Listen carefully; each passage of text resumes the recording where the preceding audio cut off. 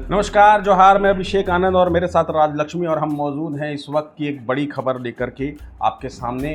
आपको बताएं कि सोमवार 25 मई से गायब युवांश और रोशनी जगन्नाथपुर थाना क्षेत्र से जो गायब हुए थे, जो दो बच्चे जिनको लेकर के लगातार पुलिस तलाश में जुटी हुई थी कि उन तक पहुंचा जाए, और बच्चे गायब हो गए थे। ये वही इलाका है, आपको बता दें, जहां से कि अंश और अंशिका भी लापता हुए थे। तो इसे लेकर के काफ़ी चर्चा थी शहर में। अब ये बताया जा रहा है कि दोनों बच्चे सकुशल बरामद कर लिए गए हैं।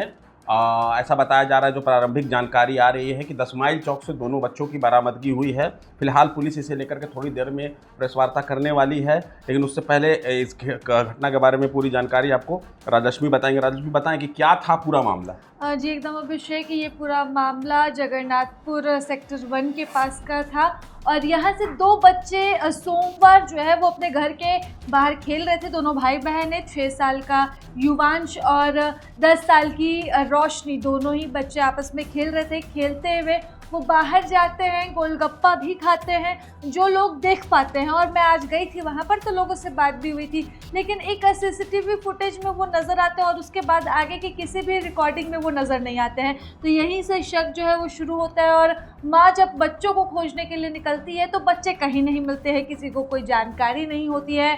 माँ बताती है कि अक्सर ये बच्चे शहीद चौक तक जो है वो पहुँच जाते थे और घूमते रहते थे, वापस आ जाते थे घर। लेकिन इस बार बच्चे गायब हो गए।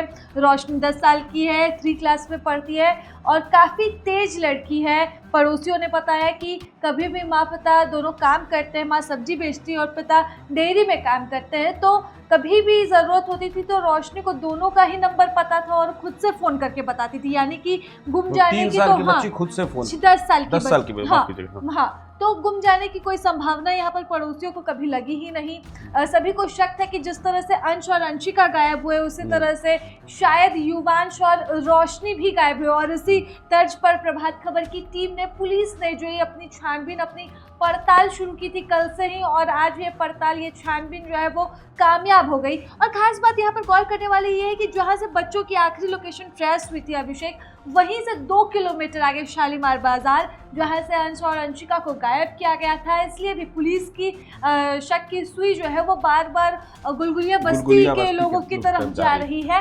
तो शायद अब ये जो खुलासा होगा तो इस खुलासे से तमाम तरह की चीज़ें निकल कर सामने आ जाएगी। हमारा शक, पुलिस का शक, किसका शक सही साबित हुआ। और इतनी जल्दी अगर बच्चे बरामद हुए हैं तो शायद पुलिस को जो है वो क्लू मिल चुका था पहले से, और उसी क्लू पर आगे बढ़ते हुए पुलिस ने काम किया। बच्चे सकुशल मिल चुके हैं। जैसा कि हम सब जानते हैं कि जनवरी के शुरुआती हफ्ते में जो अंश और अंशिका गायब हुए थे, उसके बाद से पुलिस के ऊपर काफ़ी प्रेशर था, और किस तरह से गुलगुलिया गैंग से उन बच्चों की बरामदगी हुई थी। 4-5 दिन तक लगभग पूरा शहर थम सा गया था, और उसके बाद फिर उसी इलाके से ऐसी घटना होना, तो पुलिस के ऊपर कितना प्रेशर होगा ये हम समझ सकते हैं। मगर अब फिलहाल जब ये खबर आ रही है कि दोनों बच्चे सकुशल बरामद किए जा चुके हैं, तो इससे बड़ी खुशी कोई नहीं होगी इस वक्त। बहुत राहत की खबर है। लेकिन एक खबर और है राजलक्ष्मी की, अगर वो बच्ची का भी कुछ पता चल जाए, अदिति, जिसके बारे में हम बात करें कि अदिति 18 माह की अदिति जो कुछ बोल भी नहीं पाती है